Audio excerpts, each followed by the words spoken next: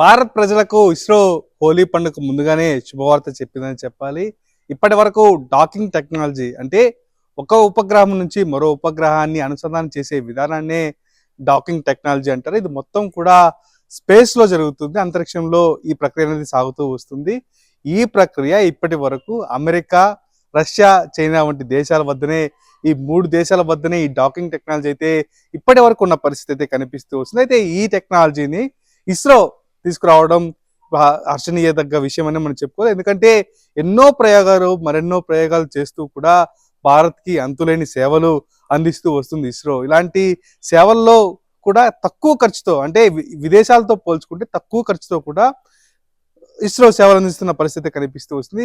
ఉపగ్రహాలను నింగిలోకి తీసుకెళ్లడం కానీ, అక్కడ కక్షలో ప్రవేశపెట్టడం కానీ, ఇతర అంశాల్లో కూడా భారత్ ముందంజలోనే ఉందని చెప్పుకోవాలి. అయితే ఈ డాకింగ్ టెక్నాలజీ ఇప్పటి వరకు కూడా ఒక ప్రశ్నార్థకంగా ఉండేది. అయితే భారత్ ఎలా అమలు చేయబోతుంది, దీన్ని అసలు సక్సెస్ చేయగలదా లేదా అన్న ఒక అంశం కూడా ఎప్పటి నుంచో వార్తలు వినిపిస్తూ వస్తున్నాయి. అయితే ఈ వార్తలన్నీ కూడా పటాపంచలు చేస్తూ భారత్ డాకింగ్ టెక్నాలజీని సక్సెస్ఫుల్ గా గగనతలంలో తీసుకెళ్ళిందని చెప్పాలి. గత ఏడాది డిసెంబర్న ఈ డాకింగ్ టెక్నాలజీకి సంబంధించిన పిఎస్ఎల్వి C60 నింగిలోకి ఉపగ్రహాలను తీసుకెళ్లిన పరిస్థితి కనిపిస్తూ వస్తుంది. స్పాడెక్ సంబంధించిన 2 ఉపగ్రహాలను అనుసంధానం చేసి గత ఈ ఏడాది జనవరిలో ఈ అనుసంధానాన్ని కూడా ప్రక్రియ కూడా పూర్తి చేసినట్టుగా కూడా మనకి ఇస్రో ఇప్పటికే తెలియజేయడం జరిగింది. ఇదంతా కూడా భారత్ గర్వించదగ్గ విషయంగా మనం చెప్పుకోవాలి. ఎందుకంటే అనేక అంశాలు కూడా భారత్ ఉపరితలానికి సంబంధించి, నావిగేషన్ సిస్టమ్ సంబంధించి అనేక ఉపగ్రహాలను ఇప్పటికే ఇస్రో నింగిలోకి పంపిన పరిస్థితి కనిపిస్తూ వస్తుంది. ఈ నేపథ్యంలోనే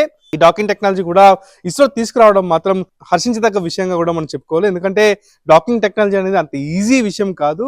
ఈ డాకింగ్ టెక్నాలజీ ద్వారా అనేక పరిశోధనలకు కావచ్చు, అంతరిక్షంలో మనం చేయాల్సిన పరిశోధనలకు కావచ్చు, ఇతర గగనయానికి కావచ్చు, ఇతర ఏదైతే మార్స్ కావచ్చు, ఇలా అనేక మిషన్లకు ఈ డాకింగ్ టెక్నాలజీ అనేది చాలా ఉపయోగపడుతుందని మనం చెప్పుకోవాలి. దీనిపైన పూర్తి స్థాయిలో కూడా ఇప్పటికే పరిశోధనలు సాగుతూ వస్తున్నాయి. అయితే మొత్తానికి చంద్రయాన్ 4 కూడా ఇస్రో ప్లాన్ చేస్తున్న పరిస్థితి కనిపిస్తుంది.